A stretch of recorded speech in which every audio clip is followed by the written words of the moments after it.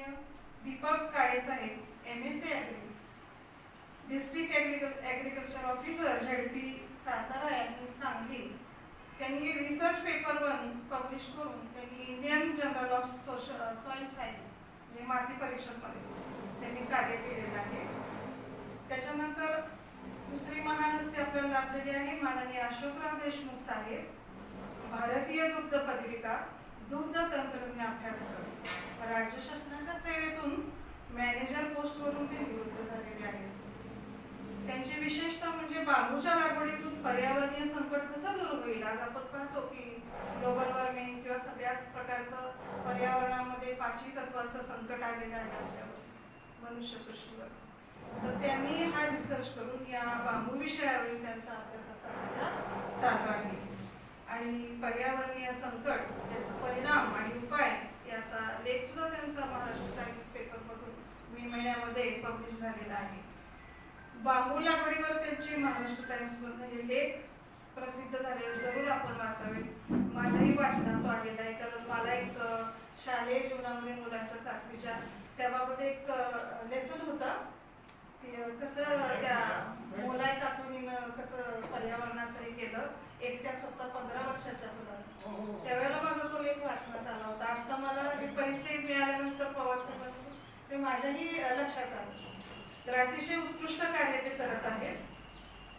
त्यानंतर हे निवृत्त कार्यकारी अभियंता आहेत, त्यांनी सुद्धा PWD जलसंपदा महाराष्ट्र जीवन प्राधिकरणमध्ये अनेक प्रकारचे पुरस्कार प्राप्त केलेले आहेत. कलारत्न, आदर्श अभियंता म्हणून, जीवन गौरव अशा विविध पुरस्कारांनी सन्मानित निवृत्त हस्ती आपल्याला लाभणार आहे.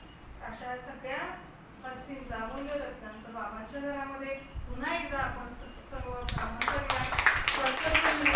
स्वागत करूया. स्वागतातून आत्मस्मृतीचा किरण देऊन त्यांचं आपण स्वागत करू.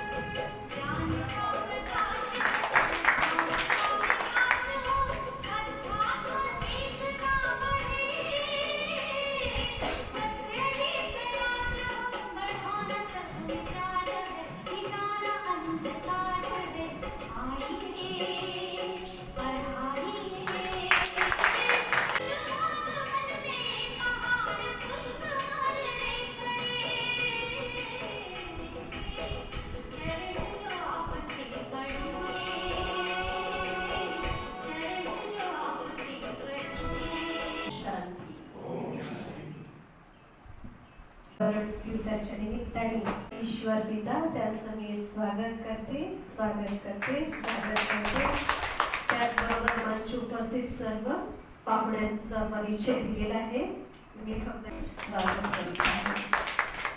वर्तमान समय आज आपण पाहत आहोत वेगवेगळ्या प्रकारच्या समस्या, वेगवेगळ्या प्रकारचं प्रदूषण वाढत चाललेलं आहे आणि त्या प्रदूषणाला रोखण्यासाठी आपलीही काही जबाबदारी आहे. त्याचं प्रदूषण रोखण्यासाठी आपण आपापल्या पद्धतीनं काय करायला हवं. सर्व प्रकारच्या प्रदूषणाला मुख्य कारण जर बघायचं झालं तर मानसिक प्रदूषण आहे आणि मानसिक प्रदूषणामुळं हे अनेक प्रकारचे प्रदूषण वाढत चाललेले आहेत. ते जर आपण मानसिक प्रदूषण थांबवलं तर ह्या सर्व प्रकारच्या प्रदूषणाला आळा बसू शकेल. त्याच्यासाठी मी आपल्या सगळ्यांच्याकडून एक वचन मागून घेतलंय, ते म्हणजे आजपासून वचन कसं द्यायचंय, प्राण जयपर वचन न जाय, की दुसऱ्याच्या कमी कमजोरी बघायच्या नाहीत, बोलायच्या नाहीत, चिंतन पण करायचं म्हणजे विचार पण करायचं नाही, बघायचं नाही, बोलायचं नाही, वर्णन करायचं नाही दुसऱ्याच्या कमी कमजोरीचं.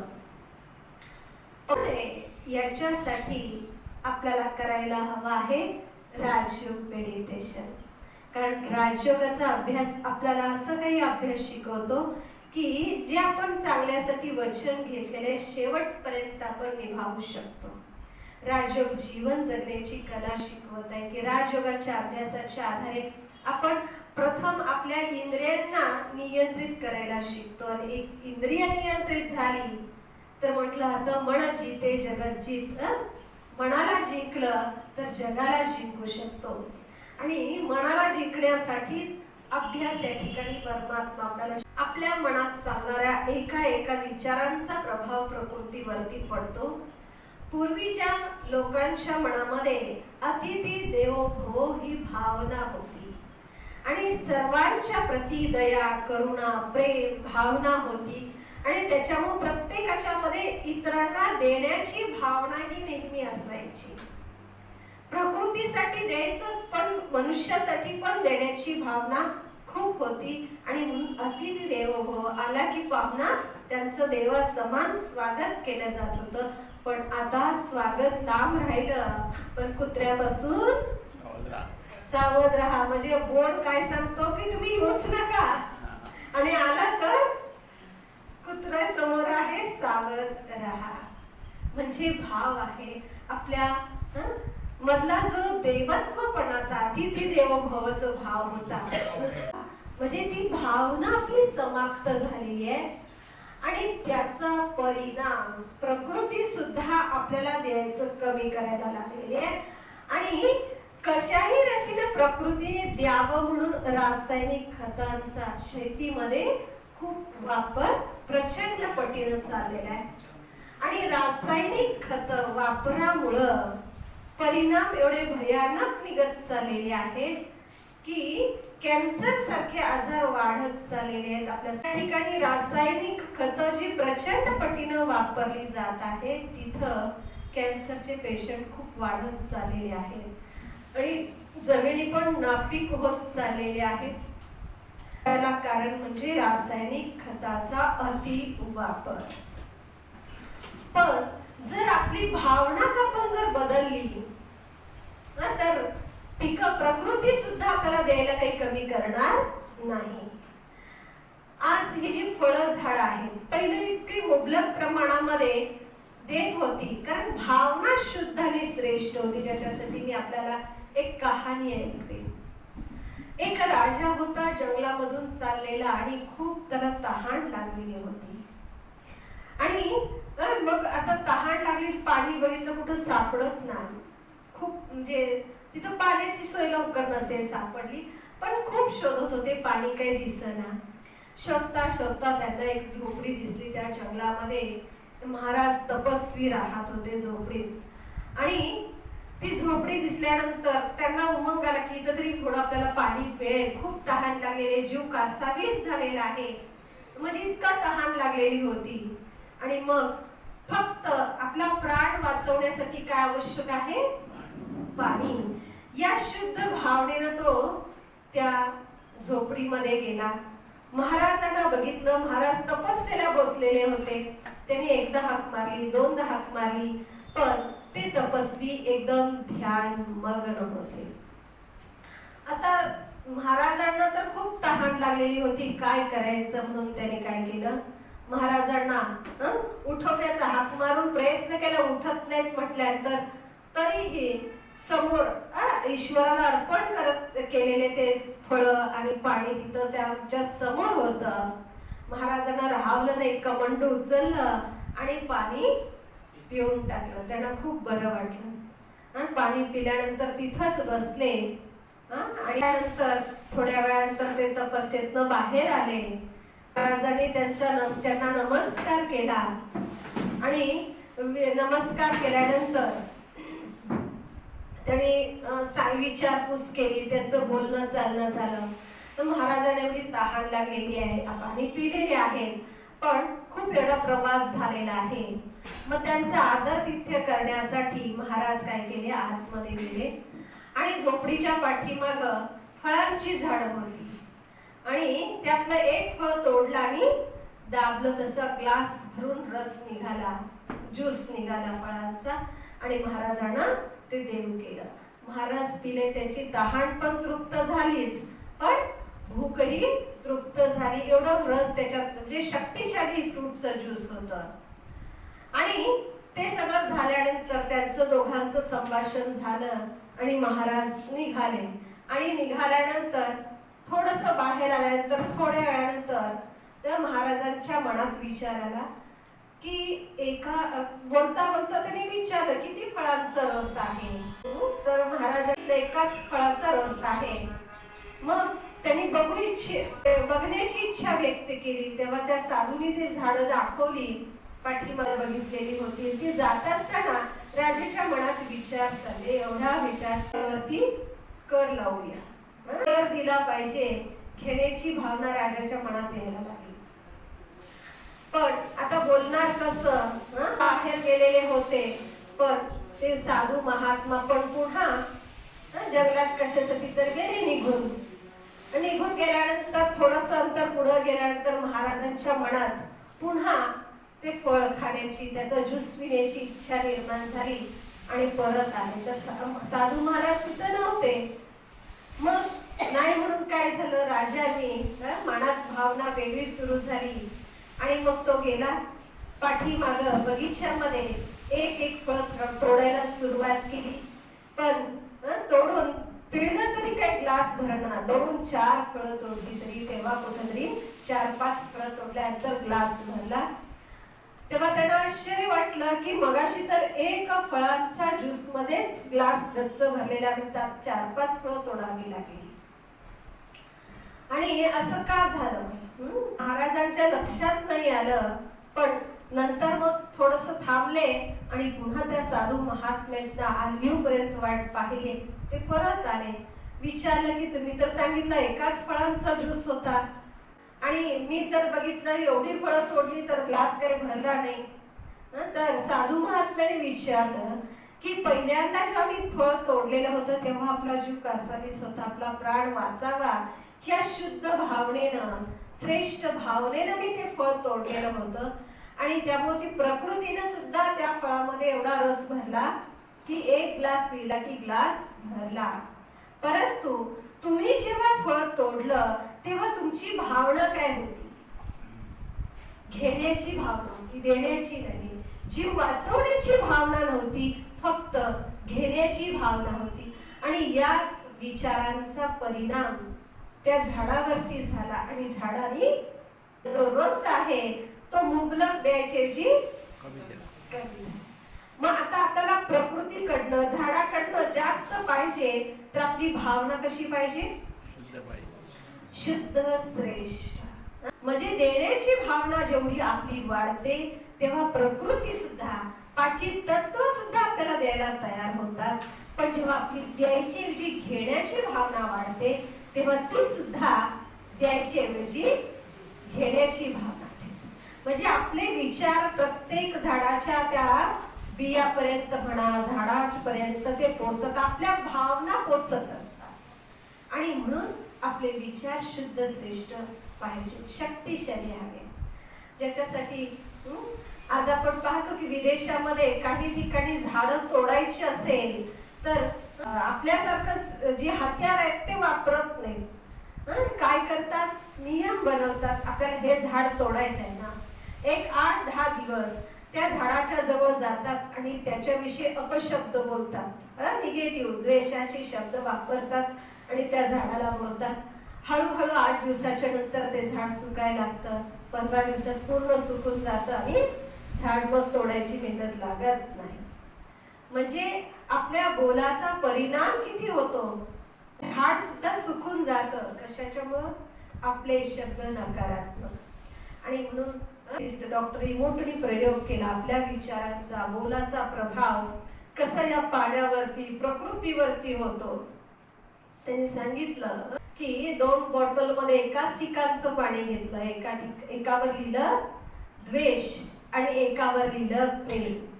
पण हे चिठ्ठी लिहिण्याच्या आधी दोन्ही पाणी बॉटलमध्ये भरलं, सेम रिपोर्ट होते.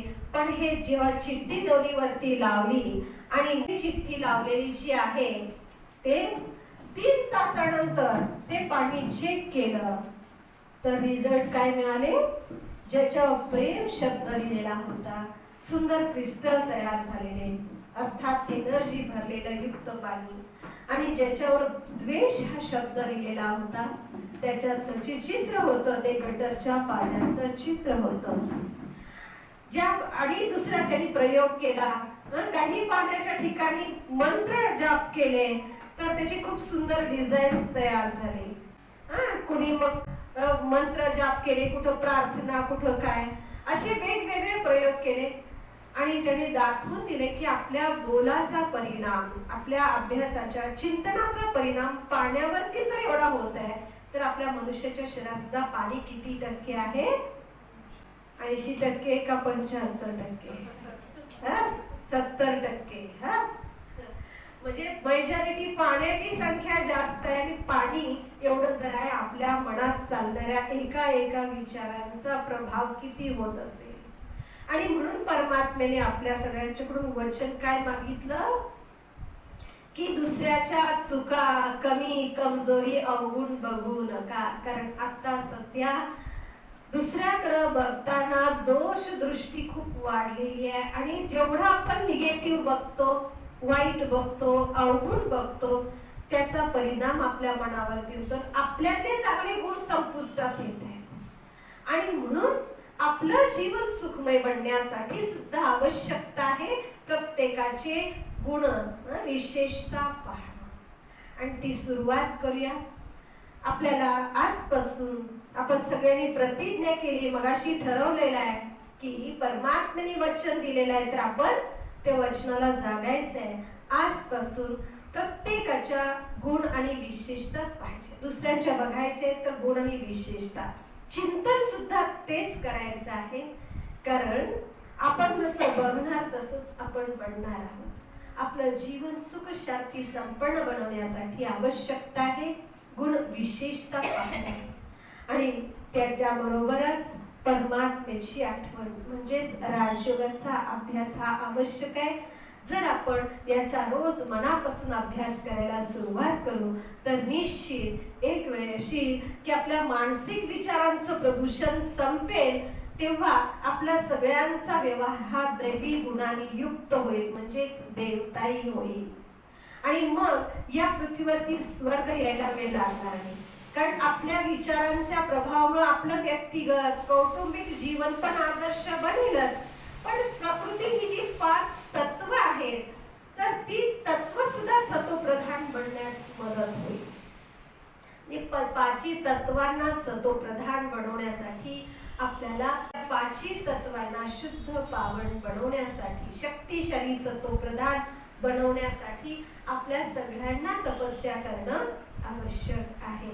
कारण आपल्या सगळ्यांची इच्छा आहे की भारत भूमी पुन्हा देवभूमी बनला पाहिजे. ज्या भारताचं गायनच एका समयाचं केलं जात होतं की हा भारत सोन्याची चिडिया होता, या भारतामध्ये दुधा तुपाच्या नद्या वाहत होत्या, सुख शांती संपन्नता होती, असा हा भारत स्वर्ग होता. आणि पुन्हा या भारताला स्वर्गमय दुनिया बनवण्यासाठी आपल्या सगळ्यांचं खूप खूप खूप मोठं योगदान हे महत्वाचं आहे.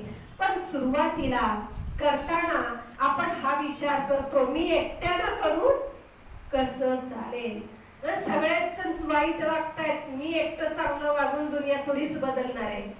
पण कोणीतरी सुरुवात केल्याशिवाय दुनिया आपल्या पाठीमागे येणार नाही. आपण सुरुवात करू, आपल्या पाठीमागनं एक एक यायला लागतील. आणि म्हणून दुसरं करता येईल का नाही हा न विचार करता आपल्याला मार्ग जो दिसत आहे, कुठल्या ना कुठल्या मार्गाने आपल्याला आता सध्या प्रकृतीला सतोप्रधान बनवण्यासाठी आपल्या सगळ्यांचं योगदान महत्वाचं आहे. आणि ते योगदान आपण काय काय देऊ शकाल आपल्याला या ठिकाणी मार्गदर्शन मिळणार आहे. सगळ्यांनी टाळ्या वाजवून स्वागत करूया. सुस्वागत सुस्वागत सुस्वागत.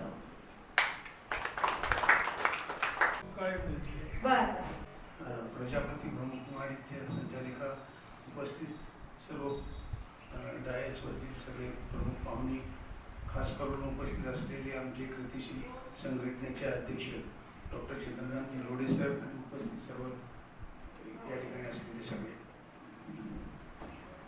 मला जो टॉपिक दिलेला आहे तो सिंचन आणि पद्धती हा एक टॉपिक पवार साहेबांनी मला दिलेला होता. त्याप्रमाणे आज याच्यावर जे काही थोडं तुम्ही दिलेला वेळ आहे त्या वेळेचं भान राखून मी त्या विषयावर बोलणार आहोत. या विषयात आपल्याला माहीतच आहे की आता तुम्ही पर्यावरणाचा दिवसच सांगितलं की आज पर्यावरणाचा दिवस आहे आणि आपण त्यामध्ये काही योगदान देऊ शकतो. तर मला आता जो विषय दिला त्या विषयावरच मी आता बोलेन. यामध्ये आज आपण पाहतोय की निसर्गाचं जे चक्र आहे किंवा पृथ्वीचं जे संपूर्ण विचार केला तर पाण्याचं प्रमाण 2/3 आहे.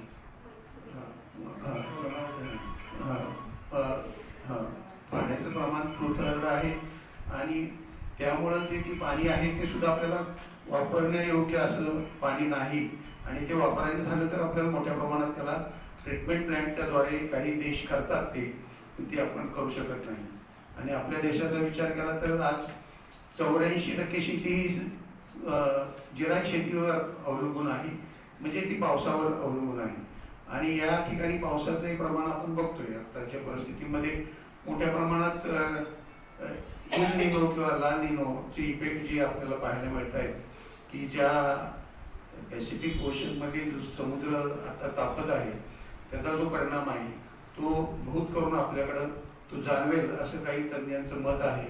आणि ती परिस्थिती आज आपण पाहतोय आणि ही परिस्थिती वारंवार आपल्या देशावर येते आणि त्याचबरोबर त्यालाही मात करण्यासाठी इंडियन ओशन डायफॉर्ममधून सुद्धा आपल्याला पॉझिटिव्ह जर तो निर्माण झाला तर ह्या गोष्टी सुद्धा आपण टाळू शकतो. अशा पद्धतीचं वातावरण आहे.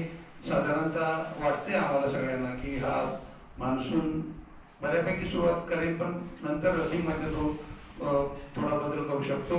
परंतु इंडियन डायफॉलमध्ये आपल्याला जर पॉझिटिव्ह जर मिळाला तर तो आपण नक्की 96% रेनफॉल मिळेल.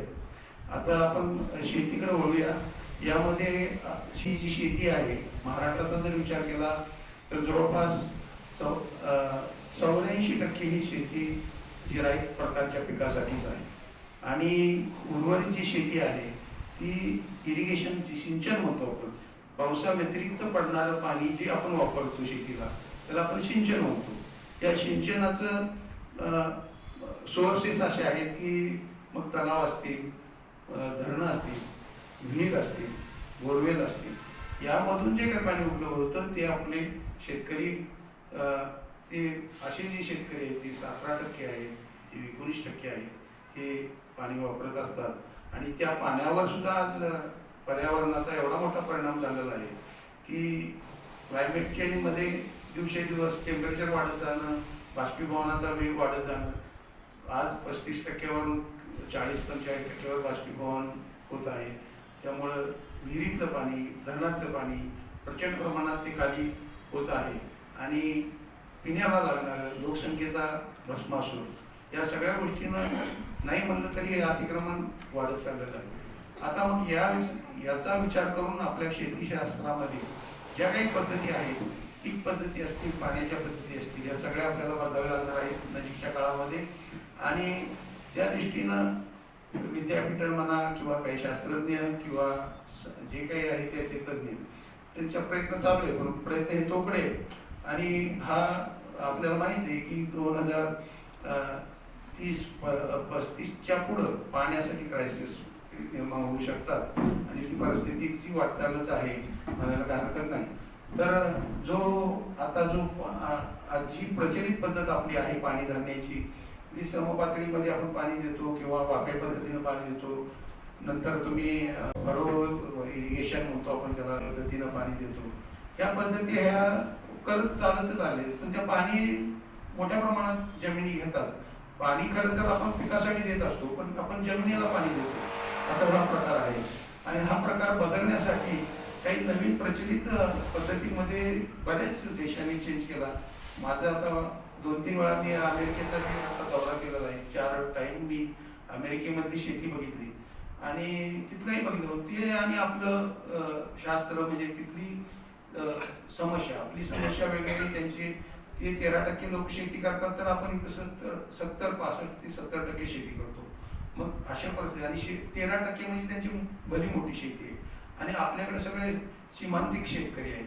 मग हे सगळं भागवणं किंवा हे करणं मध्ये तो दमछाक होती आणि आपल्याकडं आत्महत्या करणारा शेतकरी म्हणून त्याला ओळखलं जातं. पण मात्र तिकडं त्याला रॉयल शेतकरी म्हणून समोर येतात ते समाजामध्ये. हा एवढी मोठी तफावत असताना आपल्याला काही वेगळ्या पद्धतीनं, जसं इस्रायलनं आता त्यांनी सुद्धा अतिशय ॲडव्हर्स कंडिशनमध्ये म्हणजे प्रतिकूल परिस्थितीमध्ये शेतीमध्ये जिथं आपण जो मान खटाव भाग म्हणतो की 9 इंच मान्सून होतो, तशा पद्धतीचा मान्सून तिथं होत असतो.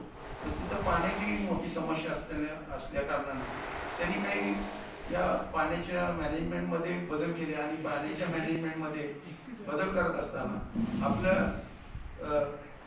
सिंचन व्यवस्था सुद्धा अशा पद्धतीनं बनवली की ते जे इव्हॅपोरेशन लॉसेस बी होता कामा नयेत आणि पाण्याचं वितरण बी अतिशय चांगल्या पद्धतीनं करण्यासाठी त्यांनी नवीन नवीन संशोधनाच्या माध्यमातून इरिगेशन सिस्टीम डेव्हलप केल्या. त्यामध्ये पर्टिक्युलरली अमेरिकेमध्ये तुषारचा वापर मोठ्या प्रमाणात झाला आणि ड्रीपचा जो वापर जो झाला तो इस्रायलमध्ये झाला आणि त्याचाच एक परिणाम म्हणून आपल्याकडं त्या पद्धतीनं आपण इरिगेशनमध्ये आपण तो अडॉप्ट केला की बाबा आपल्याला ड्रीप इरिगेशन या राज्यामध्ये या देशामध्ये राबवलं पाहिजे.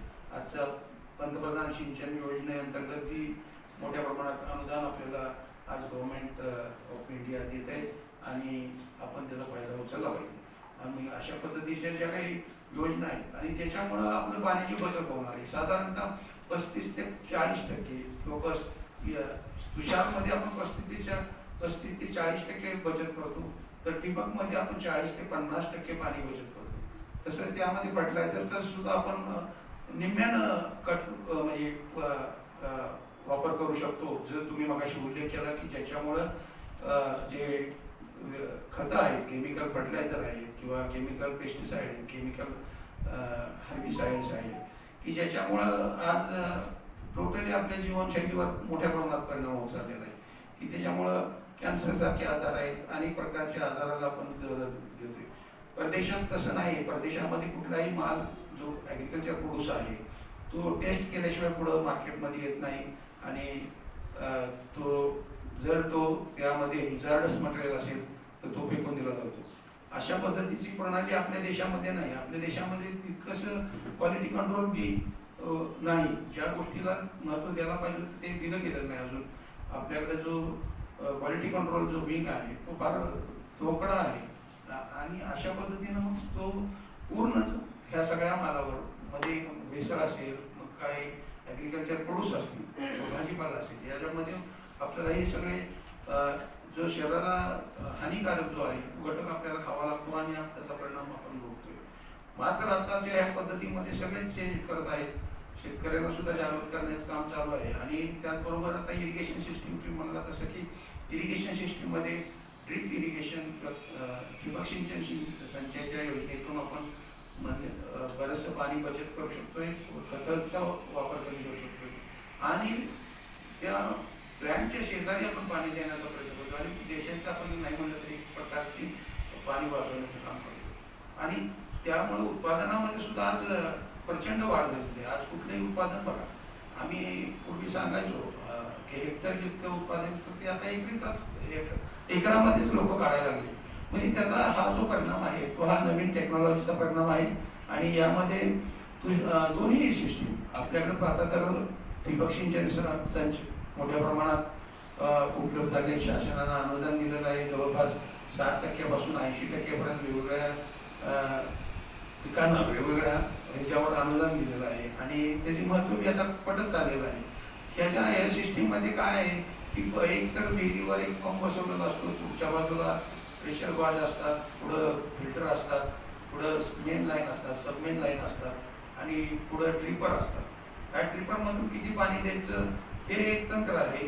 एक त्या मोजूनच पाणी त्या झाडाला दिलं जातं. साधारणतः जर त्या झाडाची 4 लिटर पर आवर्स कॅपॅसिटी असेल रोजची घेण्याची, तेवढंच पाणी दिलं जातं. आज आपण बघतोय ऊसाच्या क्षेत्रामध्ये मोकाट पाणी आपण घेऊन कितीतरी लिटर पाणी आपण वाया घालवतोय आणि त्यामध्ये उत्पादनामध्ये सुद्धा घटते की कारण जमिनीमध्ये ऑक्सिजन आणि न्यूट्रिएंट किंवा बायोलॉजिकल मायक्रो जर जिवंत राहिले तर तुमचं यील्ड लेवल वाढणार आहे आणि त्यामुळेच आपल्याला या ड्रीप सिस्टीमकडं आपण वळणं गरजेचं आहे व लोक वळालेले आहे. उत्पादनामध्ये वाढ झालेली आहे.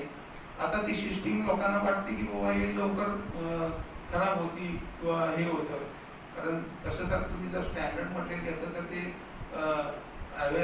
बाजारात सगळ्या प्रकारचंच आहे. ISI आहे, नॉन ISI आहे आणि लोकांना वाटतं की एकरी इतका आपण खर्च करायचा 35,000 50,000 रुपये ड्रीप इरिगेशन, पण त्याच्या उत्पादनामध्ये आपण 1-2 पिकातच ते वसूल करू शकतो आणि सगळा संतुलन आपण या सिस्टीममुळे राखू शकतो, उत्पादन वाढवू शकतो. खतं, औषधं, बायो फर्टिलायझर हे सगळे आपण एका व्हेंच्युरिंगमधून आपण पास करू शकतो आणि अशा पद्धतीनं उत्पादनाच्या लेवल आज बघितल्या तर जे लोक साधारणतः 20 टन माल काढत असतील, 10 टन माल काढत असतील ते 20 टन काढायला लागले, 24 टन काढायला लागले. असे वेगवेगळ्या पिकामध्ये त्याचे रेंजेस आहेत आणि नाही म्हणलं तरी ह्याचा फायदा होतोय. फक्त निगा आणि काळजी घेणं हे शेतकऱ्याचं काम आहे. त्यांनी ती निगा आणि काळजी घेतलीच पाहिजे, कारण शेवटी ही एक सिस्टीम आहे. सिस्टीमला तुम्हाला आळस करून चालणार नाही. मग ज्यावेळेला पीक निघेल त्यावेळेला त्याला वॉशिंग केलं पाहिजे, क्लोरीनमधून त्याला बाजूला सॉल्ट केले पाहिजे. अशा याच्यामध्ये आपल्याला हे चांगलं एक तंत्रज्ञान वापरून आपण एक उत्पादन वाढवू शकतो, आपलं एक अर्निंग वाढवू शकतो की ज्या म्हणतात की आम्हाला शेतीमधून काय मिळत नाही, पण तुम्ही तर नवनवीन असे काही गोष्टी केल्या आणि अडॉप्ट केल्या आणि त्या प्रत्यक्षात आणल्या तर नक्की आपल्याला तुम्हाला उत्पादनात बदल दिसेल. मी सुद्धा रिटायरमेंट नंतर मी शेतीच करतो, म्हणजे मला तो छंद आहे, माझा आवड आहे ती. मी माझ्या शेतावर टोटली ड्रीप इरिगेशन केलं आहे. मी माझे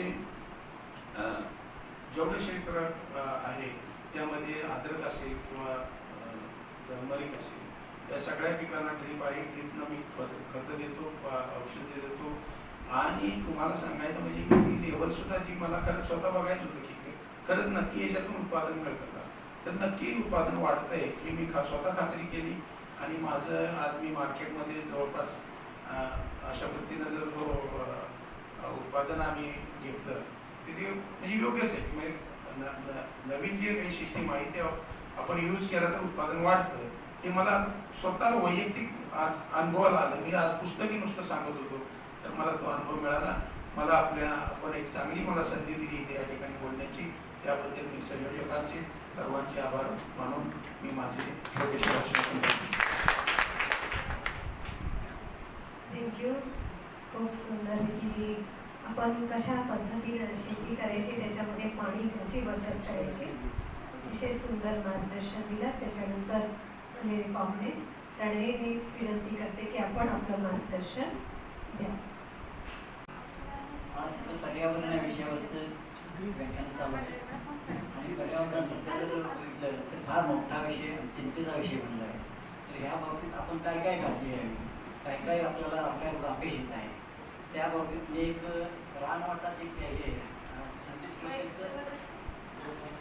संदीप श्रुतीचं रानवाटाची संस्था आहे, त्याने एक लेख स्पर्धा आयोजित केली होती आणि ती जिल्हा स्तरावरची लेख स्पर्धा होती. त्यात मी माझा हा लेख पाठवला होता आणि त्यावेळी ह्या लेखाला 3रा नंबर आला होता. तर तो मी लेख फक्त आज वाचून टाकला आहे. हा पर्यावरणासंबंधीचा आहे. आजकाल ग्लोबल वॉर्मिंग, पर्यावरण हा एक जगभर चर्चेचा विषय बनला आहे. उद्योगधंदे, कारखाने, वृक्षतोड, वाहने, भरमसाठ लोकसंख्या इत्यादी गोष्टी पर्यावरणाचा समतोल ढासळण्यास कारणीभूत ठरत आहेत. भविष्यात त्याचा परिणाम अगदी माझ्यापर्यंत येऊन धडकणार आहे. याचा विचार प्रत्येकाने गांभीर्याने करायला हवा. हवा, जमीन, जंगल, खनिज व पाणी या मानवाच्या मूलभूत गरजा. पृथ्वीचा 2 ट्रिलियन भाग पाण्याने व्यापरलेला आहे. त्यामुळे पाण्याची चिंता आतापर्यंत कोणाला नव्हती. आता मात्र तापमान वाढीमुळे ऋतुचक्रात बदल होत आहे. पावसाचे प्रमाण कमी झाले आहे आणि वापर मात्र वाढत आहे. मिळणारे पाणी, हवा यामधील प्रदूषण वाढले आहे. कारखान्यातील रसायने, धूळ, वाहनांचा धूर, वृक्षतोड, लोकसंख्या वाढ यामुळे हवा पाणी प्रदूषित होत आहे आणि याचा गंभीर परिणाम मानवाच्या आयुष्यावर होत आहे. जमिनीवर कॉन्क्रीटचे जंगल, आता रस्ते म्हणा, रस्त्याचं डांबरीकरण, फरशीकरण इत्यादीमुळे वृक्षतोड वाढली. शिवाय जमिनीची नैसर्गिक स्थिती बंद होऊन पाणी भरण्याचे प्रमाण कमी झाले. शिवाय पावसाच्या थेंबाचा वेग वाढून जमिनीची धूप वाढली. येणारे पाणी वेगाने वाहू लागले. निसर्ग ज्या चित्रातून जल पुनर्भरण करायचा ही चित्रेच आपण बुजवली. विहिरी, बोरवर मोटारी बसून जमिनीचे पोट आपण रिकामी करू लागलो आणि तेही जमिनीत पाणी न भरताच. आपणास उपसा करण्याचा नैतिक अधिकार आहे का याचा विचार आपण करायला हवा. यासाठी पावसाळ्यात धावत्या पानाला चालते करा, रांगतं करा, थांबतं करा आणि मग शेवटी जिरतं करा. मग आपल्या समस्या आपोआप कमी होते. आता यासाठी वृक्षारोपण करा. एक झाड तोडण्याचा हक्क तुम्ही 2 झाडे लावली, जगली तरच प्राप्त होईल. यामुळे पाणी थांबतं होईल, मुक्त होईल आणि जमिनीची धूपही कमी होईल. पावसाचे पाणी बोरमध्ये, विहिरीत आता खड्ड्यात मुरवा. शेतातील वाहून जाणारे पाणी शेतातच मुरवा. आधी पुनर्भरण करा, मग पाणी उपसा करण्याचा अधिकार आपल्याला आपोआप प्राप्त होईल. शुद्ध हवा पाणी मिळते तोपर्यंत त्याचे अस्तित्व आपल्या लक्षात येत नाही. घाण, वास, धूळ, दूषित पाण्याने आजार वाढले की मन मात्र होईल. या गोष्टी आपण गांभीर्याने बघतो. याला कारणीभूत आपण स्वतःच असतो. निसर्गाने समृद्ध पर्यावरणाची भेट आपल्याला दिली आहे, पण याचा आपण योग्य वापर करण्याऐवजी अति उपभोग घ्यायला लागलो. इंधनासाठी, खनिजासाठी, थोडक्यात विकासासाठी वृक्षतोड करू लागलो. मातीचा थर पावसाबरोबर समुद्राला जाऊन मिळायला लागला आणि जमीन नापीक बनायला लागली. उत्पादन क्षमता कमी झाली, पण लोकसंख्या वाढली आणि कमी पाऊस, वाढता दुष्काळ हे प्रश्न आपणच निर्माण केले. कारखान्याची धुराडी, विषारी वायू, रसायने नदी सोडू लागली आणि आजार बळावू लागले. लोकसंख्या वाढीमुळे दर माणशी शुद्ध हवा, शुद्ध पाणी यांचे प्रमाण कमी झाले. हे सर्व कशासाठी? तर विकासासाठी. सुरुवातीला हा विकास वाटत होता, पण हाच विकास आता मात्र विनाश वाटत आहे. हा विकास दिवाळीतील भुईनळासारखा आहे. त्यात दारू आहे, तोवर याची नयनरम्य आतषबाजी दिसेल, पण दारू संपली की पसरतो तो काळो आणि मागे होतो तो कचरा, धूळ आणि प्रदूषण. सारांश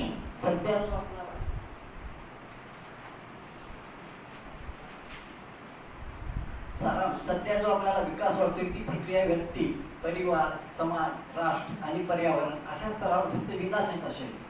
कौटुंबिक हानी या विकासाची देणगी आहे. यासाठी मी काय करू शकेन याचा विचार प्रत्येकाने करायला हवा.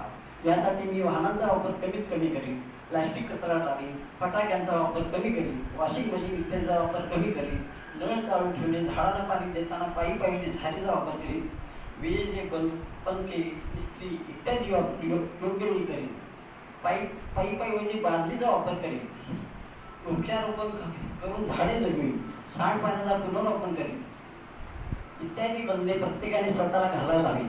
अन्यथा माजी राष्ट्रपती अब्दुल कलाम यांनी 2070 साली माणसाला स्पंजने अंघोळ करावे लागेल असे सूत्रवाच केले होते. याची प्रचिती अब्दुल कलाम साहेब बनवून गेले. 2070 साली आपल्याला त्या पाण्याअभावी स्पंजने अंघोळ करावे लागेल.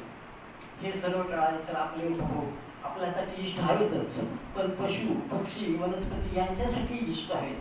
आपण जगले पाहिजे आणि निसर्ग जगला पाहिजे. निसर्गाच्या मर्यादांचा आदर करून जितकी भौतिक समृद्धी निर्माण करता येईल तितकी निर्माण करावी, तिचा उपभोग घ्यावा. मात्र कुणाचे शोषण होणार नाही हेही कटाक्षाने ध्यानात ठेवायला हवे. पशु, पक्षी, वनस्पती, हवा, पाणी, फळे, फुले निसर्गाने आपणासाठी निर्माण केले आहे. मानव जातीच्या कल्याणासाठी आणि या गोष्टीचा विध्वंस आपण केला तर निसर्गाबरोबर पर्यावरण संपेल. तो प्रत्यक्षात निसर्गाचा विनाश आहे, पण अप्रत्यक्षपणे तो माझाच विनाश आहे. हा एवढा लेख. आता त्यानंतर मी युरोपला गेला होतो. आता त्या ठिकाणी पण हा माझा लेख मुंबई स्पर्धेतून जवळजवळ जगभर गेला. त्यातले फक्त काही पॉईंट पर्यावरण तेवढे मी वाचून टाकतो. आता नेदरलँडमध्ये आहे, मोठ्या ऑफिसर सुद्धा सायकलचा वापराला प्राधान्य देतात. 3-3 मजल्याची सायकलची पार्किंग इमारत माझ्या पाहण्यात आली. रस्त्यावर ठिकठिकाणी 30-40 सायकल लॉक करून ठेवल्या आहेत. त्यामुळे काय झालं, इंधन वाचलं, धूर कमी झाला आणि आपोआप पर्यावरणाचा हे झाला. आता बोगदे सुद्धा त्यांच्या आखीव रेखीव आहे. 8 दिशा तसे साईड पार्किंग प्लेस, टेलिफोन, तसेच नद्या स्वच्छ, थेम्स, सी, हाईन, अष्टल नदीतून क्रूजमधून फेरफटका मारला.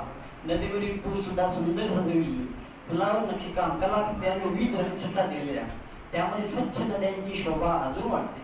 आपण मात्र फक्त गंगा माता, नर्मदा माता, गोदावरीचा म्हणतो आणि त्यात कचरा निर्माण सांडपान सोडून त्याचे अंतर्धान करतो. एक वारच्या मला फार पॉईंट जाणवतो. झाडाच्या बुंद्याबुंदी जमिनीतील लोखंडी झाले बसले, त्यामुळे शूज घालवणार नाहीत आणि माती बाहेर येणार नाही. तर असे पॉईंट होते. आता हे 2 लिंक मी तुम्हाला वाचून दाखवले. माझ्याशी पर्यावरणासंबंधी एवढे भरपूर असे वाटते. थँक्यू.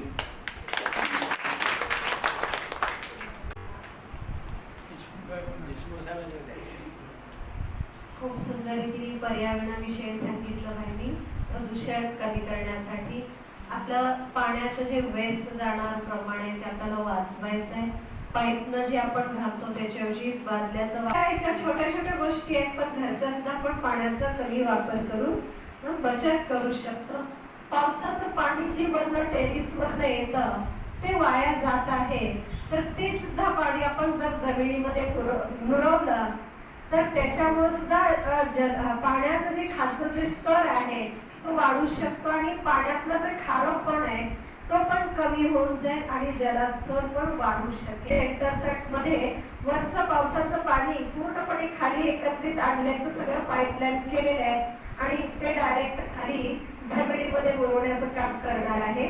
दुसरं, पर्यावरणाचं प्रदूषणामध्ये आपला घरचा कचरा जो आहे आपण बाहेर फेकत असतो, तर ते सुद्धा एक प्रकारे प्रदूषणच वाढत आहे. तर ते प्रदूषण पण कमी होण्यासाठी जर आपण बायोगॅस बसवला तर ते कचराही आपला कमी होईल आणि घरातल्या किचन वेस्ट वरती गॅस तयार होईल, म्हणजे ते कचराही वाया जाणार नाही आणि त्याच्यावरती भोजनही बनवण्यासाठी घरच्या घरी बायोगॅस. आणि नाहीतर आता गॅस साठी सुद्धा किती पैशाचं खर्च, म्हणजे आपल्या सगळ्यांचा खर्च जो वाढत चाललेला आहे त्याची सुद्धा बचत होईल. आणि कचरा जो आपण बाहेर टाकायचं म्हणतोय तर तो घरातल्या घरात कचरा सुद्धा तो यूज होईल आणि किचन वेस्ट त्याच्यात ते जातला. बांबूच्या द्वारे कशा प्रकारे प्रदूषण आपलं कमी करू शकतो. ओम शांती. ओम शांती. प्रजापिता ब्रह्मकुमारी सहराज योग संशोधन विज्ञान संस्थेच्या प्रमुखांनी मला या ठिकाणी बोलवलं म्हणून त्यांचे मी सर्वप्रथम आभार मानतो. विषयाला सुरुवात करण्यापूर्वी मला बहिणजींचं वाक्य मला पूर्णपणे डोक्यात शिरलं. मला आठवते काही 2-3 वर्षापूर्वी बाबासाहेबांच्या वर या ठिकाणी आलेलो होतो आणि तेच वाक्य त्यांनी आता रिपीट केलं. थोडं विसरून गेलो होतो पण कृती मात्र केली. ती कोणती? की सर्वात मोठं प्रदूषण कोणतं आहे? आपलं मानसिक प्रदूषण. घरातून सुरुवात केली. साहेब बोलले की आपण मध्ये बाहेर जाताना लाईट बंद करा, विजेचा कमी वापर करा. त्या स्थूल मानानं सामान्य माणसाला करण्यासारख्या गोष्टी आहेत. घरातून सुरुवात केली. मी पूर्णपणे सोलरवर मी सगळं योजना राबवतो. गाडीसाठी सोलर, घरात सोलर, गरज पडल्यास शिल्लक राहिलेलं एमसी बिल मी घेऊन टाकतो. अशी मी एकंदरीत रचना केली की भारत सरकारचा उपक्रम आहे की जास्तीत जास्त प्रत्येकानं आपापल्या पद्धतीनं या योजना राबवल्या पाहिजेत. का तर प्रत्येक घटनेमुळं, प्रत्येक क्रियेमुळं कार्बनचं उत्सर्जन होत असतं. आता माझा विषय आहे पर्यावरण समस्या, परिणाम आणि उपाय. पर्यावरण समस्या इतकी महाभयंकर प्रचंड आहे की मला वाटतं त्यासाठी 2-3 तास अपोजिट असतील, परंतु मी 5-10 मिनिटांमध्ये त्याचा वापर घेणार आहे. की पर्यावरण समस्या ही आजची नाही आहे. बारक्याने जर अभ्यास केला की पाठीमागे असं इतकं गेलो की पृथ्वीच्या जन्माचा काळ मी अभ्यासला. साधारणतः 480 कोटी वर्षापासून आज अखेर त्यातले जवळजवळ 380 कोटी वर्ष आपली पृथ्वी शांतवानीमध्ये गेली. ही वस्तुस्थिती आहे. उर्वरित 100 कोटी वर्षामध्ये त्यातले 90 कोटी वर्ष अशाच पद्धतीनं जीवसृष्टी निर्माण करण्यासाठी प्रक्रिया पूर्ण करण्यासाठी केली. नंतर ज्या वेळेला खऱ्या अर्थानं न दिसणारे 40 कोटी जीव आणि दिसणारे 20 कोटी जीव असे एकूण 60 कोटी जीव आता पृथ्वी तलावर आहे. त्यापैकी मानव एक असा जीव आहे की त्यांनी इतर जीवाने जे नियमाचं निसर्गाचं पालन केलेलं आहे ते मानवाने केलेलं नाही. ते कोणतं पालन आहे? आपण नेहमी म्हणतो अन्न वस्त्र निवारा. वास्तविक पाहता माणूस जर सोडला अन्न आणि निवारा याच्यामध्ये सगळं वापरलं जातं. हा त्यातला मूलभूतपणे प्रश्न घेतला पाहिजे. आता तापमान वाढलं, पर्यावरण दूषित झालं, म्हणजे नेमकं काय झालं त्याचा इतिहास आहे. म्हणजे इतिहासाची तुलना करताना मला आजची तारीख सांगायची. तर माझ्याकडे तो डाटा आहे नासाचा. नासाची एक संलग्न संस्था आहे म्हणून, त्या संस्थेचा डेली रिपोर्ट मोबाईलवर आपण बघायला मिळतो. तर आपल्याला पाहिजे असेल तिथे लिंक देऊ शकतो. संध्याकाळी 7:30 मोबाईल घ्यायचा, पटकन बटन दाबायचं. आज काय परिस्थिती आहे, आज किती मोठा धोका आहे, सर्वांना करू शकेल. आपण काय केलं पाहिजे, एखादा आपण पेपर पाहिल्यानंतर आपण लक्ष देत अरे आपण हे केलं पाहिजे, तोच नियमित राहावा अशी माझी नम्र विनंती आहे. आता तो रिपोर्ट काय सांगतो, तर पुढे मला पाठीमागे पुन्हा एकदा जायचं की मानव संस्कृती किंवा आधुनिक मानव कोणाला म्हणतो आपण. आजचा मानव आहे तो मॉडर्न माणूस आहे, मॉडर्न माणूस आहे. पण आधुनिक मानव म्हणजे काय की फक्त कपडे नसणारा हा खऱ्या अर्थानं आधुनिक मानव आहे. जो फक्त चाटपोटी व्यतिरिक्त असणारा माणूस एकमेवच आहे. त्यांनी काय केलं त्या काळामध्ये की स्वतःची सोय, स्वतःचं वागणं निसर्गाला अनुकूल ठेवलं होतं. पण जशी जशी प्रगती होत गेली म्हणजे 11,700 वर्षापासून खऱ्या अर्थानं आपल्या मानवाचा अस्तित्व आहे. पाठीमागे नव्हतं. मुद्दाम काय गोष्टी सांगतोय की मोना नावाच्या कार्बनच्या उत्सर्जनाची आताची जी पातळी आहे ती 424 आहे. 424 म्हणजे आकडा काय हा, सर्वसामान्य माणसाला समजासाठी मी सांगू इच्छितो की वातावरणामध्ये 10 लाख कण आहेत वायूचे. त्या वायुकणापैकी आत्ताचे प्रदूषित वायुकण किती आहेत ते 424 आहे. आता हा 424 म्हणजे नेमकं काय, तर जर समजा 430 हा आकडा जर आपण पार केला तर आता जे आपण अनुभवतोय म्हणजे काय अनुभवलं 1 वर्षामध्ये मी सांगतो. पुण्याला लोकांना माहिती असेल नसेल मी सांगतो तुम्हाला, पुण्याला मागच्या वर्षी कलेक्टर कार्यालयातली सगळ्या फायली खिडकीतून बाहेर गेल्या. मागच्या 15 दिवसापूर्वी आमचा सह्याद्री सहकारी कारखाना पूर्णपणे पत्रावर उडून गेला. त्याची उभी बसण्यानंतर 1.5 फूट खाली बसली गेली. 4 महिन्यापूर्वी जोशी मठला गेलं, पेपरमध्ये तुम्ही माध्यमातून सगळ्यांनी ऐकलेलं आहे. दुसरा एक जळजळीत अंजन रिपोर्ट आहे, त्याला आंतरराष्ट्रीय संशोधन पत्रिका अभियांत्रिकी टेक्नॉलॉजीमुळे पत्रिका आहे, संशोधन पत्रिका. त्यांनी योगायोग म्हणा किंवा आपलं नशीब म्हणा की ते पाटण तालुक्याचा व्हल्नरबिलिटी इंडेक्स केलेला आहे. म्हणजे असुरक्षा निर्देशांक किती आहे. तर जर पुढे मागा आता पाऊस जर पडला तर मारीन जसं घडलं, मागच्या वर्षी आंबेघरी घडलेलं आहे, मला वाटतं तलेही घडलेलं आहे. याच्यापेक्षा भयानक परिस्थितीला तोंड द्यावं लागणार आहे. की तुम्ही मानसिक तयारी ठेवली गेली पाहिजे. मी तुम्हाला भीती दाखवत नाही, माझ्याकडे सगळे एव्हिडन्स आहेत. आता तापमान वाढ का झाली, 1751 पासून यामध्ये बदल झालेले. आपल्याला याची जाणीव केव्हा झालेली आहे, गेल्या 5-6 वर्षापूर्वी. काही शास्त्रज्ञांना, अभ्यासकांना, कृषी तज्ञांना, अधिकाऱ्यांना याची जाणीव साधारणतः 2000 साली झाली. फरक काय होता की 11,700 वर्षापासून 1751 पर्यंत तापमान स्थिर होतं, म्हणजे स्थिती होतं. सरासरी तापमान 0 अंश होतं. तुम्ही मला 0 अंशमध्ये आपण जगू शकतो का, मला हा उद्योग काय करायचा, सरासरी तापमान 0 होतं. काही ठिकाणी मायनस असतो, महाराष्ट्रामध्ये मायनस आहे, अंटार्क्टिकामध्ये मायनस आहे, हिमालयन सिंधू पर्वतामध्ये मायनस आहे. पण आमच्या नायजेरियामध्ये मोठे तापमान आहे, राजस्थानमध्ये जास्त तापमान आहे. म्हणून ती सरासरी तुम्ही टाकलेली 0. नंतर काय झालं, 1751 जेव्हा पहिलं इंजिन आलं पृथ्वी तलावर तेव्हापासून उत्सर्जनाला सुरुवात झाली, वाफेच्या इंजिनापासून. हा कालावधी मंद गतीने चाललेला होता, कोणाची अपेक्षित नव्हतं. लोक सुधारणेच्या मागे लागलेले होते. 1850 साल आलं, तेव्हा सरासरी तापमान किती झालं, सरासरी तापमान झालं 15 डिग्री सेल्सिअस. मधल्या काळामध्ये थोडं कमी झालं. 1900 सालामध्ये ॲव्हरेज टेम्परेचर आहे 13.7.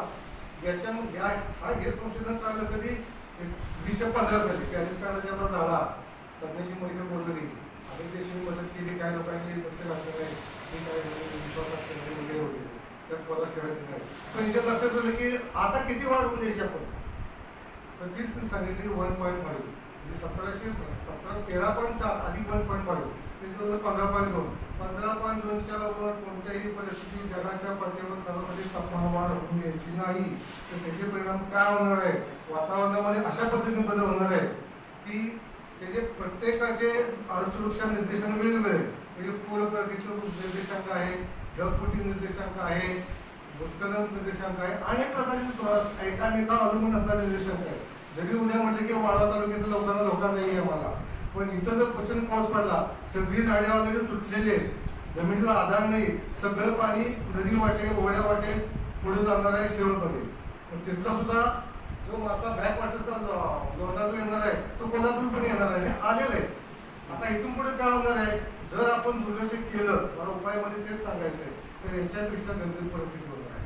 जरी उपाय केला, आत्ताचे घडतंय ना ते घडणार आहे. हे तुम्ही असं समजू नका मी आता उपाय केलेले आहेत, आता काय घडणार नाही. ती वस्तूची लक्षात घेतली पाहिजे. मग आता याचा उपाय काय, आता परत उद्या झाला.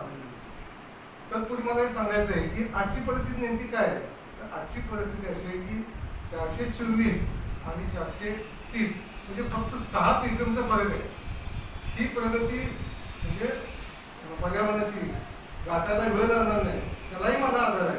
साधारणतः 1984 साली ज्यावेळेला पहिल्या एका शेतकऱ्यांनी सामुदायिक आत्महत्या केली, त्याला कारण काय तर म्हणजे ते उपाशी होते, पैसे मिळत नाहीत, हे कारण नाहीये. हा पर्यावरणाचा पहिला बदल आहे.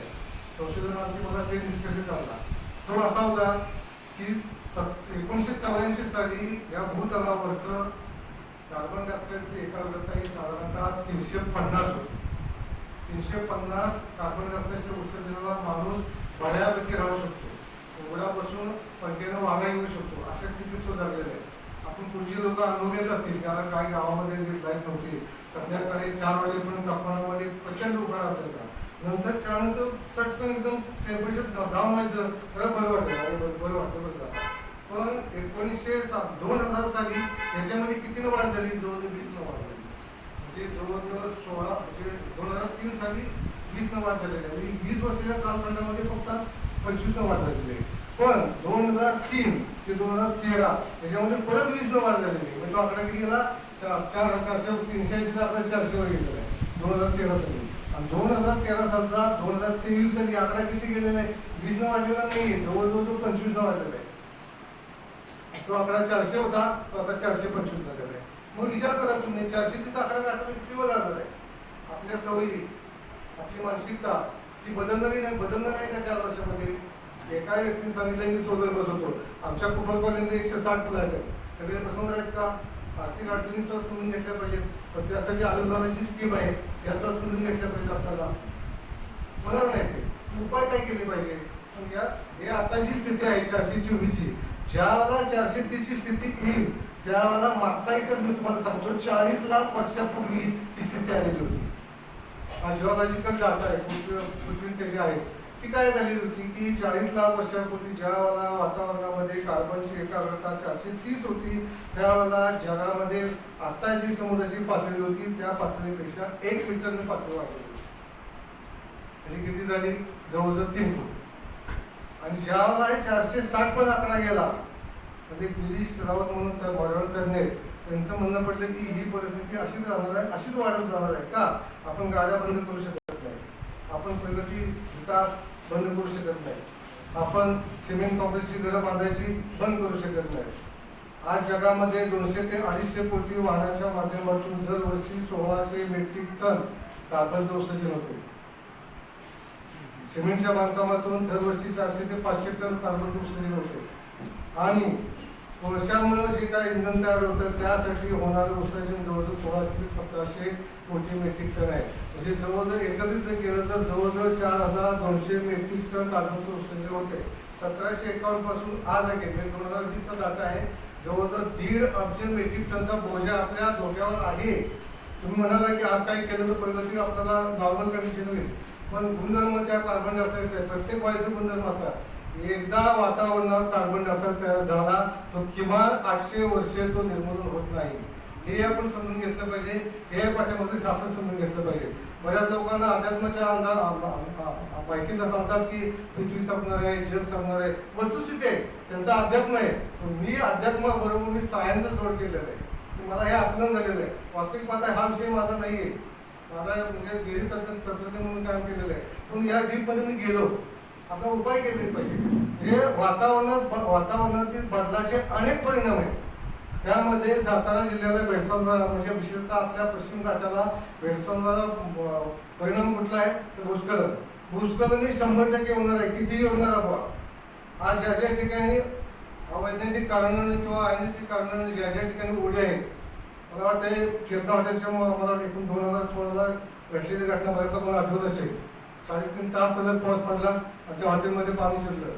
तुम्हाला असं वाटतं का हे आता थांबलेलं आहे प्रकृती रेस्टॉरंट जिथं प्रकृती रिसॉर्ट आहे तिथून मुळाशेवाड्यातून पाणी कधीही येऊ शकतं. 3 तास पाऊस पुरेच आहे. आमच्या आर्यन मेडिकलला वेळा लागणार आहे पाणी. पण मी सांगत तुम्हाला काय वेळा माणसं काहीतरी बोलतोय. पण ज्याला 2005 साली मुंबईमध्ये मिटिंग होऊन गेली त्याचं परिमाण त्यांनी आमचे बांधकाम मंत्री त्यावेळेचे विद्यार्थी पाटकर होते त्यावेळेला गिरीश राऊतांना सांगितलं नव्याला की 2005 साली जागतिक तापमानाचं रेकॉर्ड तोडलं जाणार आहे आणि धोका आहे तुम्ही टाळू शकत नाही. 11 रुपये. आणि दुसरा दाखला तिला आता इजिप्तमध्ये मागच्या 17 नोव्हेंबरला जी बैठक झाली गुटेरेस म्हणून त्यांचे राष्ट्रीय म्हणून ते सचिव त्यांनी सांगितलं सर्व राष्ट्राध्यक्षांना सांगितलं की कोणत्याही परिस्थितीत आता आपल्या वागण्यामध्ये कृतीमध्ये उपायामध्ये तातडीनं बदल केले गेले नाही तर सार्वजनिक आत्महत्या करायला लागेल. मी माझ्या पद्धतीनं माझ्या संस्थेच्या माध्यमातून जिल्ह्यातल्या सर्व आमदारांना प्रत्यक्ष भेटून जिल्ह्यातल्या सर्व अधिकाऱ्यांना मी निवेदन करून ठोस घेतलेले हा राष्ट्रीय धोका नाही हा जागतिक धोका आहे आणि याच्यावर तुम्ही आताच उपाय केला पाहिजे. माझे सभापती रावराज यांनी स्पष्ट बोललो की तुम्हाला त्यांच्या माध्यमातून सामाजिक आत्महत्या प्रश्न पर्याय. आता इथे उपाय काय करायचा की आपल्याला आपला स्वभाव आहे ऑक्सिजन घ्यायचा वनस्पतीचा स्वभाव आहे कार्बन डायऑक्साईड घ्यायचा ते घेतात आमचं कार्बन डायऑक्साईड आम्ही घेतो तुमचं ऑक्सिजन. संख्या वाढत गेली त्या मानाने तुमची झाडांची संख्या कमी होत गेली. हा जो असंतुलन आहे हा आजचा परिणाम नाही. आणि जर समजा तुम्हाला असं वाटलं की आज आपलं झाडं लावायला सुरुवात करावी आंब्याचं झाड लावलं त्याचं आयुष्य किती 10 रुपयाला येणारं आयुष्य म्हणतो पूर्ण आयुष्य म्हणत नाही. एखाद्या मुलाची वाढ झाली तर 20 वर्षापर्यंत थांबवत लागतो. त्याच पद्धतीने प्रत्येक वनस्पतीचं आयुष्य आहे चिंचेचं आयुष्य आहे तरुण वनस्पती काय काय 15 वर्ष येणार आहे 17 वर्ष येणार आहे 8 वर्ष येणार आहे. काही हायब्रिड तुमच्या जांभळीची झाडं आहेत 8-9 वर्षी फळ देऊ शकतात पूर्ण वाढ होऊ शकते. पण आता हे थांबायची वेळ राहिली नाही आता. मग मी संशोधन केलं आणि नंतर लक्षात आलं की आपल्याला बांबू हा पर्याय करू शकतो. त्यासाठी काय केलं पाहिजे एकटंच काम नाही सगळ्या समुदायाला आपण एकत्र घ्यायचं. म्हणून मी जिल्ह्यामध्ये फिरलो आज अखेर माझे 250 सभासद आहेत त्या सभासदांना सांगितलं तुमची शेती आहे ना एकत्रित आहे ना ठीक आहे आपल्याला पुढे याचा उपयोग होणार आहे का सगळे नियम पाळायचे सरकारचे. सरकारी संस्था स्थापन केली आता फक्त प्रबोधन प्रचार आणि अजून प्रसार माझ्या पद्धतीने झालेला नाहीये पण आपल्याला तो करायचा आहे. तो कसा करायचा आहे ऊर्जा विभागाशी संबंधित आमचे युवराज पाटील साहेब आणि युवराज पाटील साहेब पवार साहेब आहेत मला त्यांना एक आवडून गोष्ट ॲडिशनल सांगायची त्याची माहिती आहे. आज मी त्याला भारतामध्ये जवळजवळ 13 लाख मेट्रिक टन रोज ऊर्जा निर्मितीसाठी म्हणजे आपल्या विद्युत निर्मितीसाठी प्रोत्साहन चालवतो. आज ऊर्जेची गरज किती आहे 100 युनिटची आहे परंतु 100 युनिट पैकी आज मी त्याला भारतामध्ये 70% विद्युत निर्मिती कोळशावर 4 वर्षापूर्वी 80% होतं थोडं कमी आले त्याला कारण आहे सोलर ऊर्जा मोठ्या प्रमाणात तयार झालेली आहे. पण त्याला सुद्धा मर्यादा आहे का त्या गोष्टीला छेद देणारी गोष्ट म्हणजे आपली लोकसंख्या वाढ पॉप्युलेशन पोल्युशन आणि पॉवर्टी या तिन्ही गोष्टी बाधक आहेत. पॉप्युलेशनला आज मितीला आपण तातडीने उपाय करू शकत नाही पॉवर्टीला नाही उपाय करू शकत का या 2023 अखेर भारतामध्ये 9 कोटी लोक अन्नाविना आता अन्नाविना काय होईल म्हणू शकत नाही. म्हणजे आपल्याला पॉप्युलेशनला या वर्षी छेद देता येत नाही आपल्याला पॉवर्टीला म्हणजे गरिबीला छेद देता येणार नाही. फक्त आता पोल्युशनला काय करू शकतो तर या पर्यावरण तज्ञ जे काही इतर शेतीतील तज्ञ असतील यांच्या पुढे ही योजना गेली नसावी असं मला वाटतं. वन विभाग तज्ञांच्या पुढे ही योजना गेली नसावी असं मला वाटतं. कारण मी भेटलोय सर्वांना काय की कमीत कमी कालावधीमध्ये जास्तीत जास्त आपल्याला ऑक्सिजन देणारा कोण असेल तर फक्त आणि फक्त पाणी. इतर झाडाच्या तुलनेनं 35% जास्त ऑक्सिजन बांबू देतो. योगायोगाने आता माहिती घेतली कन्फर्मेशन केलं बोलाजी साहेबांच्याकडनं त्यांनी मला नासाचं आर्टिकल दाखवलं म्हणजे हे लोक आहे तुम्ही कामं तर काय करायचं जी 13 लाख मेट्रिक टन प्रतिदिनी आपण जो कोळसा खर्च करतो त्याच्या आगे भारतातील 3 राज्य किंवा जिल्हा भारताला एक जिल्हा 365 दिवसामध्ये जेवढं आपण कोळशाचा वापर करतो त्यातला एक दिवस फक्त आपला सातारा जिल्हा कोळशाचा वापर पर्याय देऊ शकतो. 3 राज्ये ही संपूर्ण भारताची वर्षाची कोळशाची गरज पर्यायी व्यवस्था म्हणून करू शकतो. तर तुम्ही विचार करा.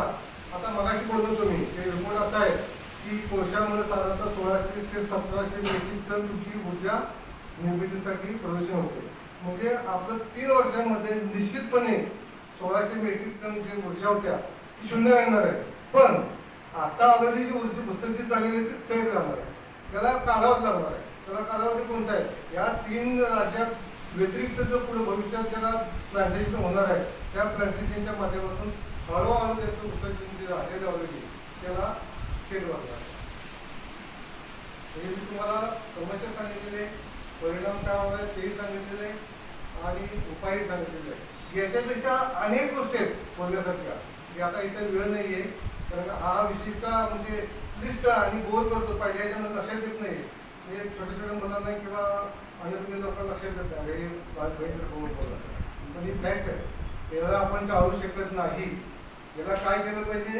त्याला आंदोलन करून उपयोग होत नाही, याला मोर्चा करून उपयोग नाही. फक्त निवेदन आणि त्यांना फक्त सायंटिफिक स्वरूपात देऊन अधिकाऱ्यांनी, रिटायर अधिकाऱ्यांनी, जलविद्युत विभागाचे आहेत, आमचे कार्यसाहेब आहेत, यांनी तिथं तुमचे भारतीय मॅडम आहेत किंवा मी मध्ये तिथं शिंदेला बोललो होतो. आमच्या उमेश पाटलांनी समस्या जाऊन बोललो. उमेश पाटलांचं कन्यामतच्या समस्या त्यांनी सांगितलं की काही तुम्ही म्हणतात त्या पद्धतीमध्ये आम्हाला पर्यावरण काय अमेरिकेचे भेटले ते तर फार धक्कादायक बातमी सांगितली. म्हणजे कोणती सांगितली की 2033 साली मान्सून म्हणजे जून, जुलै, ऑगस्ट, सप्टेंबर 4 महिन्याच्या कालावधीमध्ये कदाचित 15% आपण बनवू शकतो. या कालावधीमध्ये गेल्या 40 वर्षांमध्ये पाऊस जो पडत होता तो असा पडत होता की एकदा सोमवारी पाऊस सुरू झाला की पुढच्या सोमवारपर्यंत संततधार असायची. आठवत असेल लोकांना ती पूर्ण 2000 चौरस किलोमीटरमध्ये स्थिर होती. आता काय झालेलं आहे त्याचं प्रमाण 2000 चौरस किलोमीटर ऐवजी 500 चौरस किलोमीटर झालेलं आहे आणि येणाऱ्या 5 वर्षांमध्ये ते 100 चौरस किलोमीटर येणार आहे. पण पडण्याचं प्रमाण तेच राहणार आहे. म्हणजे होणार काय 2033 साली 4 महिन्याचा जेवढा पाऊस असेल तो फक्त 15 दिवसात पडणार आहे. मला वाटलं की आजूबाजूच्या लोकांना वाटले पाणी द्यावं, देऊन टाका 15 दिवसात पाणी, पुन्हा पाणी मिळणार तुम्हाला अशी गंभीर परिस्थिती आहे. पण याला छेद देऊ शकतो फक्त आणि वन विभागाने. वन विभागाने हा विषय केला पाहिजे. आपण कुठली झाडं लावली हा विषय केला पाहिजे. मी म्हणतोय म्हणून नाही, अनेकांनी लोकांनी अभ्यास करावा, अनेक तज्ञांनी विचारा, जागतिक कृषी असतील, राष्ट्रीय स्तरावरचे असतील, त्या सर्वांशी चर्चा करावी अशी माझी नम्र विनंती आहे. आणि बरेच विषय राहिलेले आहेत. मी काय मला आठवण नसल्यामुळे बोलू शकत नाही. याचा आपण जे प्रश्न असतील ते निश्चितपणे बोलू शकतो. आपण मला बोलायला संधी दिली त्याबद्दल मी आपले स्वतःचे आभार आहे.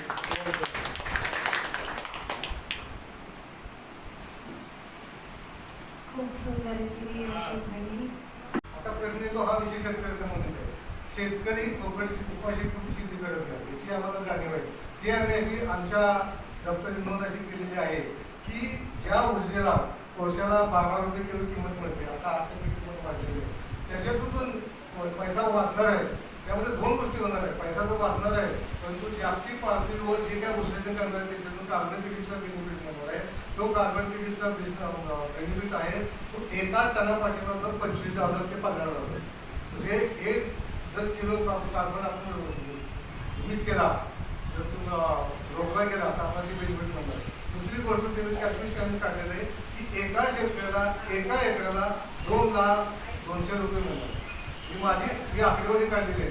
त्या ठिकाणी प्रॅक्टिकली तुम्ही आता काही शेअर दिलं नाही. अजून एखादी शेअर देणार तर मला आनंद आहे, म्हणजे मला मग त्यामध्ये दुरुस्ती करता येईल. पण निश्चितपणे एकरी 2 लाख रुपये उत्पन्न मिळणार. मी बहिणींना विनंती करते की पुढे यायचं आहे. गिफ्ट घेऊन खास पहिला मी नाव घेत आहे ते म्हणजे तेजोमयी नरेंद्र पवार कन्या. 10वी मध्ये तिला आता 98% मार्क पडलेले आहेत. तर तिचं अभिनंदन आपण करूया. अभिनंदन अभिनंदन अभिनंदन. तिला पुढे यावं, ईश्वरीय भेट तिला दिली जाते ती तिने स्वीकार करावी. तिचा सत्कार होत आहे. आपण सगळ्यांनी टाळ्या वाजवून तिचं अभिनंदन करा.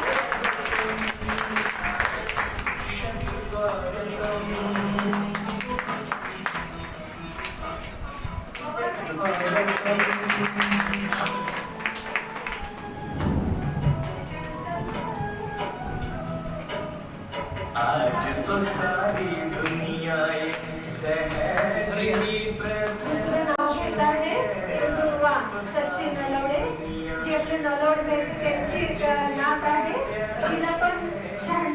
इथे पडलेले आहेत, त्याच्यामुळे पॉईंट 4. तर तिचंही तिला पुष्पगुच्छ देऊन स्वागत आणि अभिनंदन करते. ईश्वर तिला देत जाते.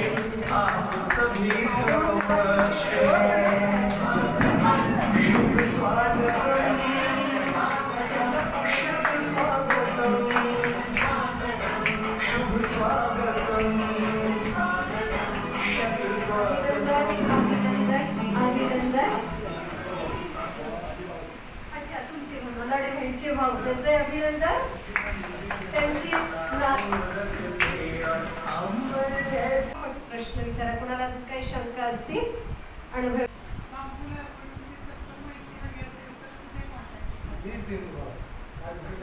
बांबू लागवडीची सखोल माहिती.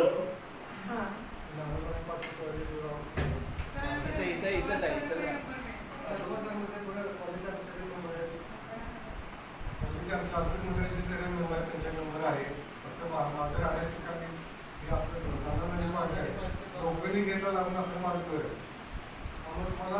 बांबूच्या संबंधित आणि पर्यावरण संबंधित सगळी माहिती टीममध्ये फक्त माझे एक प्रमाणे यांनी म्हणतात त्या पद्धतीनं आपले मानसिक प्रदूषण बाहेर काढलं पाहिजे. त्याशिवाय आपण पुढे चालू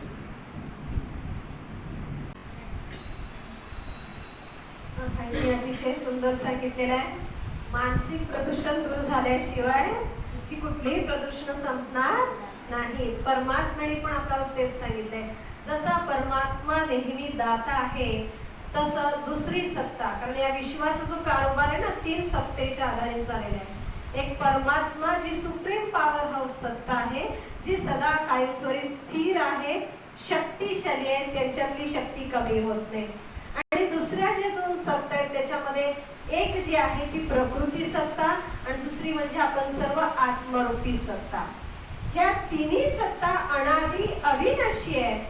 फक्त परमात्मा अविनाशी आहे, पण सतो जो तमोला पोचत नाही.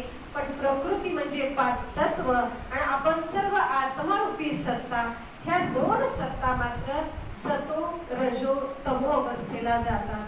आणि जेव्हा या दोन्ही सत्ता तमोप्रधान अवस्थेला जातात, तेव्हा दोन्ही सत्तांना सतोप्रधान बनवण्याचं कार्य परमात्मा सुप्रीम पॉवर हाऊस करत आहे. आणि तोच आता या धर्तीवरती आलेला आहे. जसा एका भारत सोन्याची चिड्या होता, दुधा तुपाच्या नद्या वाहत होत्या, तेव्हा ही संपूर्ण प्रकृती सतोप्रधान होती, शुद्ध होती, पावन होती. त्यामुळे सगळी प्रकृती सगळ्यांना सुख देण्याचं निरंतर कार्य करत होती.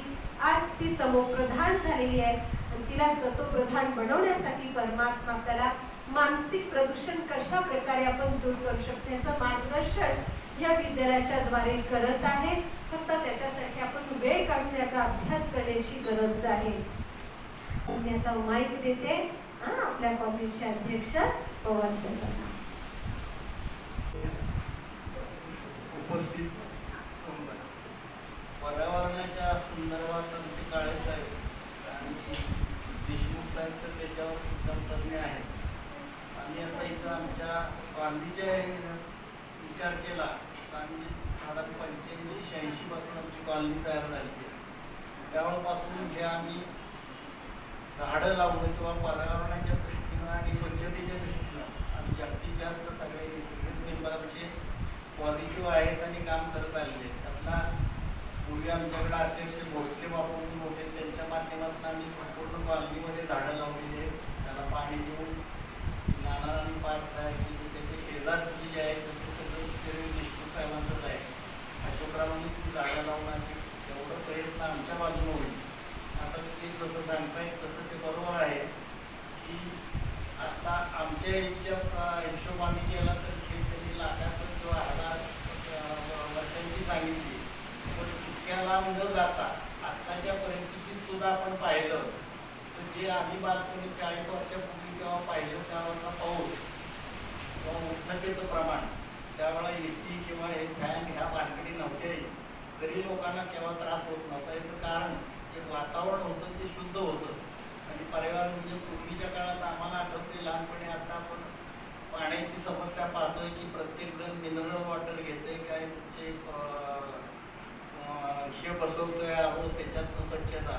आमच्या लहानपणी आम्ही ते खराब व्हायचं त्याचं पाणी प्यायचो तर कधी आम्हाला कधी त्रास झालेला नव्हता किंवा कुठेही झालं तर नद्या स्वच्छ व्हायच्या त्यापासून हे जे आहे जसं बेंजीने सांगितलं तसं ही मानसिक जे माणसांचं प्रदूषण झालेलं आहे ते पूर्वीच्या काळात प्रत्येकजण ह्या गोष्टीची काळजी घ्यायची. त्यावेळेच्या काळात आता आपण सगळीकडे शहरात किंवा खेड्यात आता झालेच म्हणजे हे संडास वगैरे पण त्यावेळेच्या ह्या गोष्टी होत्या त्या सुद्धा लोक स्वतःची काळजी घेऊन की जिथं सार्वजनिक ठिकाण असेल पाण्याचं ठिकाण असेल पॉल्युशन होणार नाही ह्या दृष्टीनं काळजी घेत होते आणि त्यामुळं त्यावेळच्या काळाची स्वच्छता होती.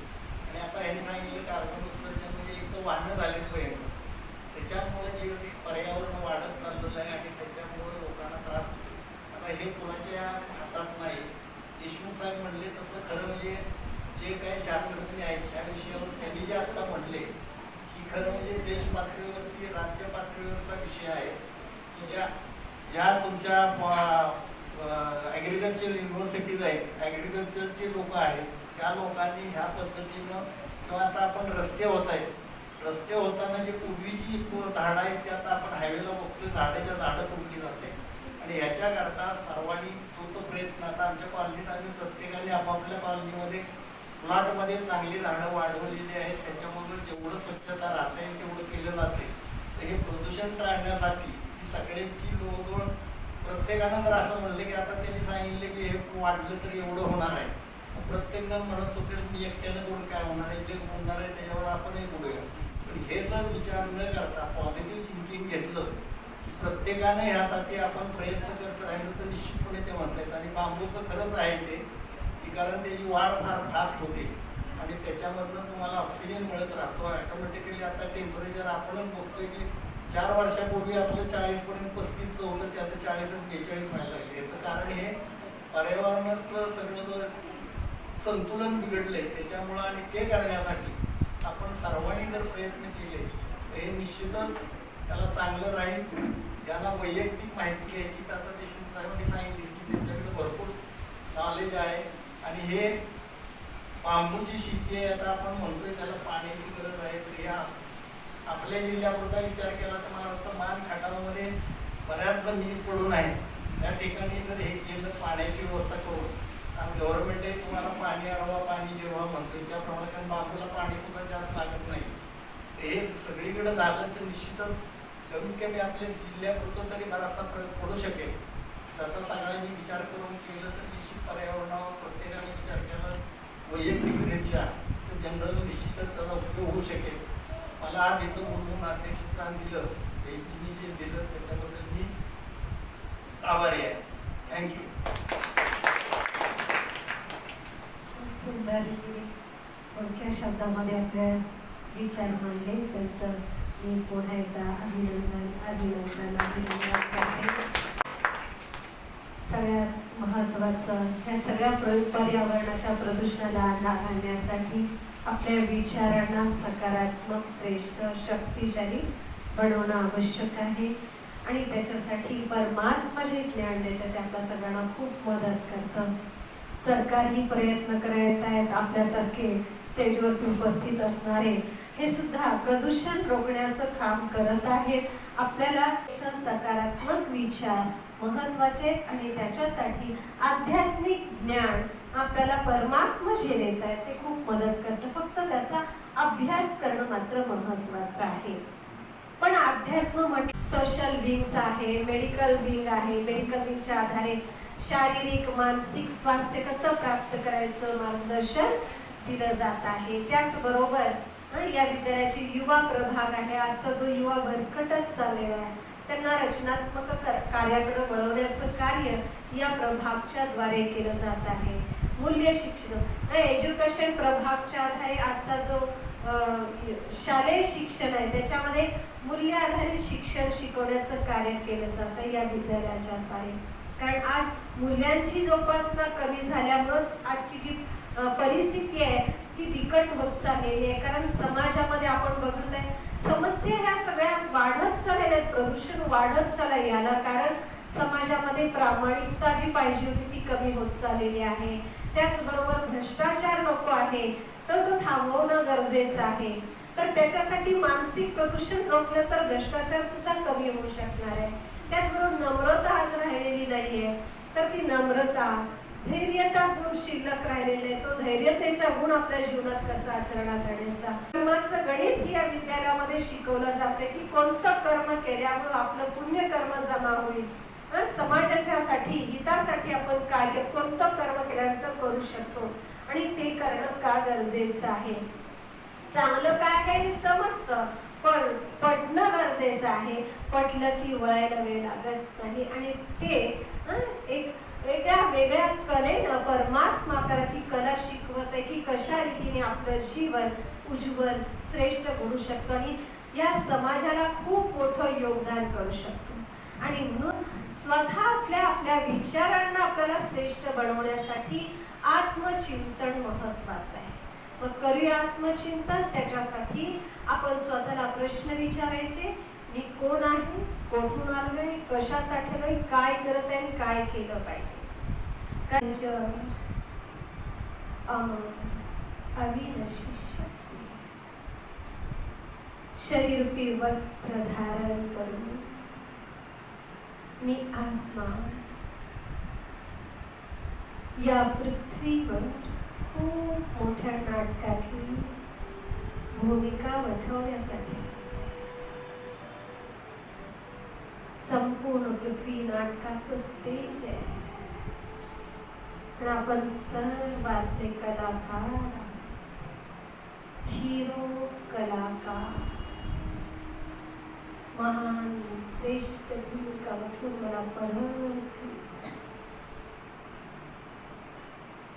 मी आत्मा अजर अमर अविनाशी शक्ती है.